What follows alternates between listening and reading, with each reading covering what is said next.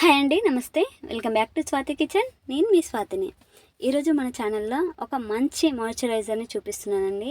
Dry skin వాళ్ళకైతే ఈ moisturiser చాలా యూజ్ అవుతుంది. చాలా సింపుల్గా చేసుకోవచ్చు అండ్ నో కెమికల్స్, ఎలాంటి కెమికల్స్ లేకుండా ఇంట్లోనే మంచి మాయిశ్చరైజర్ని ఎలా ప్రిపేర్ చేసుకోవాలో చూద్దాం రండి. ఈ మాయిశ్చరైజర్ చేసుకోవడానికి జస్ట్ 4 ఇంగ్రీడియంట్స్ అంటే చాలండి. ఒకటి గ్లాసు లేదా చెంబు, ప్లేటు, వాటర్ అండ్ గీ. ఇంతే అండి, సింపుల్గా చేసుకోవచ్చు. ఎలా చేసుకోవాలో చూద్దాం. ఈ మాయిశ్చరైజర్ చేసుకోవడానికి ముందుగా ప్లేట్లోకి 1 టేబుల్ స్పూన్ వరకు నెయ్యి తీసుకోవాలండి. ఇప్పుడు నెయ్యిలోకి కొద్దిగా వాటర్ యాడ్ చేసుకొని మనం చెంబుతో కానీ లేదా గ్లాస్తో కానీ రొటేట్ చేసుకోవాలన్నమాట. వీడియో క్లిప్లో చూపిస్తుంది కదా, ఈ విధంగా 3 లేదా 4 సార్లు రొటేట్ చేసుకున్న తర్వాతకి అందులోని వాటర్ అనేది వేరొక బౌల్లోకి ట్రాన్స్ఫర్ చేసుకోండి.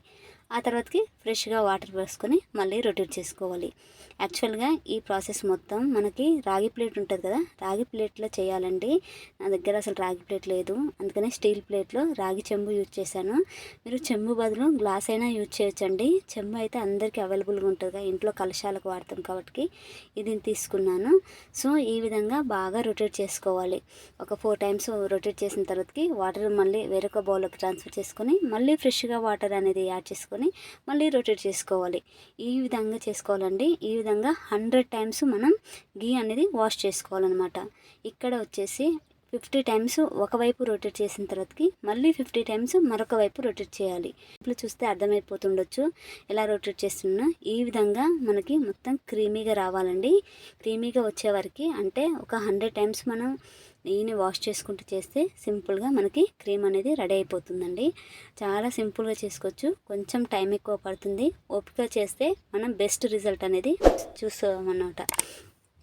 ఎలాంటి కెమికల్స్ ఏం లేకుండా జస్ట్ కేవలం ఇంట్లో ఉండే వాటితోటే ఇలా క్రీమ్స్ ప్రిపేర్ చేసుకుంటే స్కిన్ కానీ గ్లో అవుతుంది అండ్ హెల్తీ కూడా అండి. చాలామందికి డౌట్ రావచ్చు, ఇంత టైం తీసుకొని ఇంత ప్రాసెస్ చేయడం అవసరమా, డైరెక్ట్ నెయ్యి తీసుకొని రాసుకుంటే స్కిన్ ఎట్లాగో మంచిగా అవుతుంది అని అనుకోవచ్చు. సో అలా కాదండి, వెన్న వేరు, ఈ క్రీమ్ వేరు అనమాట. ఈ క్రీమ్ అయితే చాలా బాగా యూజ్ అవుతుంది. ఎస్పెషల్గా డ్రై స్కిన్ ఉంటుంది కదా, డ్రై స్కిన్ వాళ్ళకి స్కిన్ పొడిబారుతూ ఉంటుంది ఎప్పుడు. సో అలాంటప్పుడు ఇది యూజ్ చేయడం వల్ల మనకి రిజల్ట్ అయితే చాలా బాగుంటుంది. జస్ట్ ఒక 10 డేస్ మీరు యూజ్ చేశారంటే ఆ రిజల్ట్ ఏందో మీకు తెలిసిపోతుంది అనమాట. సింపుల్ అండ్ హెల్దీ కూడా అన్నమాట ఈ మాయిశ్చరైజరు. ఒక్కసారి అలవాటు పడ్డారంటే బయట మీరు ఎలాంటి మాయిశ్చరైజర్ని కొనరు. బయట 100 పెట్టి ఖర్చు చేసే బదులు ఇంట్లోనే కొంచెం నెయ్యి తీసుకొని ఇలా రొటేట్ చేసుకుంటూ క్రీమ్ అనేది ప్రిపేర్ చేసుకోండి. సూపర్గా ఉంటుంది. ఇక్కడ నేను తక్కువ క్వాంటిటీలోనే చేశానండి. ఇన్ కేస్ మీరు ఫస్ట్ టైం చేసే వాళ్ళైతే కొంచెం తగ్గించి తీసుకోండి.